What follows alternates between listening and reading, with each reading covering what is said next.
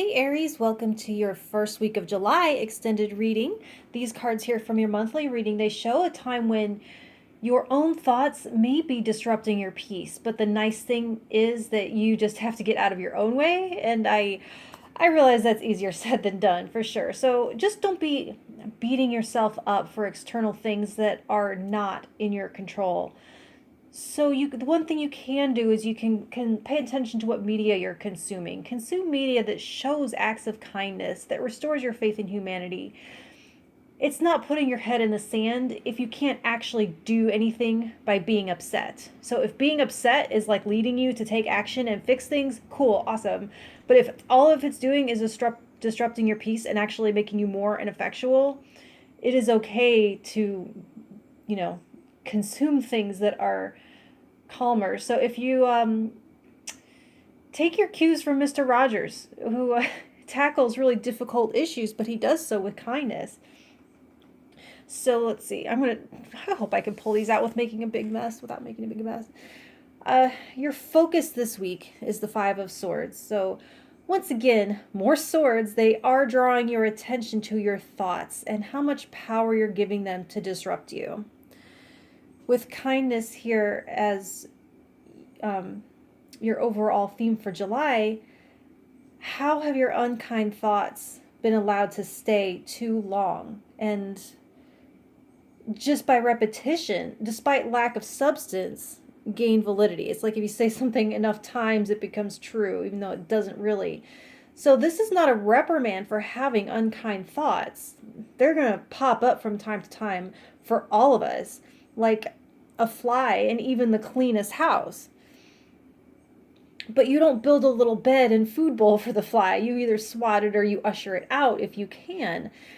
So your focus is on the release of unkind thoughts, of watching them come in without judgment. Judgment is a very yummy and inviting bowl of sugar water for that fly. So without your hospitality, they're free to leave. And then that kind of buzzing that you have going on here can cease. So for your biggest obstacle, you have the Page of Wands.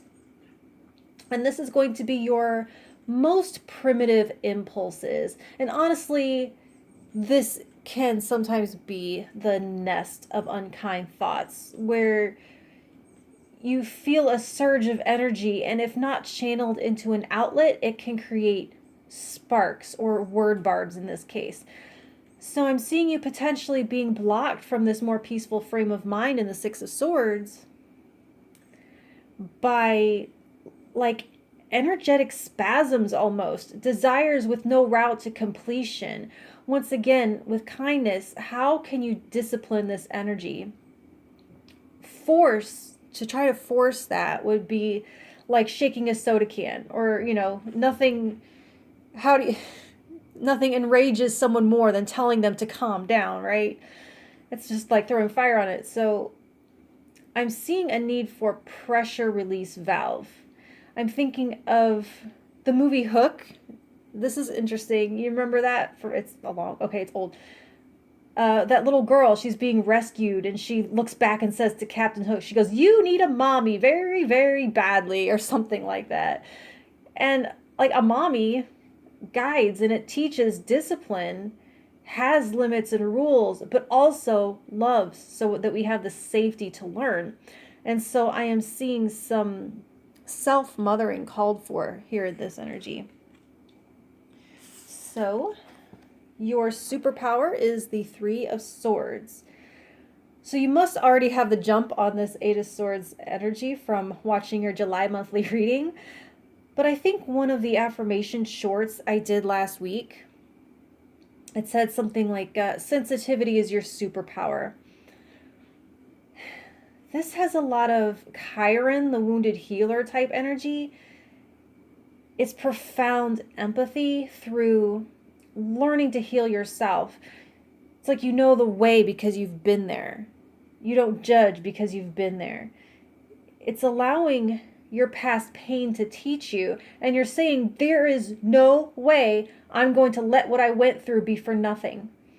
And this is not to say that horrible platitude, everything happens for a reason, because that's a cruel and horrible thing to put on someone. It's not true. But you're declaring an intention that you will take something from it regardless and claim your power back from what happened, refusing to let it win. Okay, so for your best connections at this time, you have the Justice card. And it's telling you that there will be people. The best connections for you to make at this time are going to be the people that are the exact opposite of whatever energy you're in at the time. Not necessarily the people that are the exact opposite of you in the overall meta sense, but whose energy balances you out in the moment. Those who will counterbalance you wherever you are at the time. So if you're feeling very serious with all of these swords energy, be around funny people. If you're taking on this healing energy, be around those further along than you for guidance. Like if you're working on your own healing, don't be around people that are going to need healing. If you're feeling like this Page of Wands, impulsivity, find serene people, heart-centered people. If you're feeling unkind, open yourself to receiving kindness from someone else. If you're feeling hung up on some dumb thing that you said, hang out with someone with a terrible short-term memory. That kind of thing. All right, so for your self-care item this week, you have the Four of Wands. Mark moments. Create a little centering ritual. Create a routine get-togethers that you can count on in your calendar, a monthly date or a weekly date. What can you do that decorates the moment and gets you out of your head? They say art is how we decorate space. Well, music is how we decorate time. So how do you decorate time? What does decorate time? What does that phrase mean to you? This is the card with the most solidity here, giving you something to look forward to. And yeah, I like it here with this Justice card. It's very very balanced and stable. I kind of like that. So something to ground you, even though it's fire, not earth. It pairs nicely with this, both so stable in your relationships with another. And there's a weird, I'm sorry, I was pausing because I keep getting this like a weird timelessness that you could be drifting in, and this gives you grab bars or tethers somehow. And I keep feeling the energy of time pushing into this message. Music, dance, micro celebrations. I see like events and circumstances shifting all over, but there's a beam or like a tunnel of time that permeates the month that you have open, like 4:45 a.m. every single day or something like that. It's like always available to drive a flag into the ground and say, this moment is mine. My every 24-hour birthday, I'm going to light a candle and make a wish. I'm going to play a song. Oh my God, running up that hill, pulling Max out of the mind layer in Stranger Things. A strong image for this energy. Even if you don't watch Stranger Things, this show, I recommend looking up the clip as just to get a visual of what I'm talking about.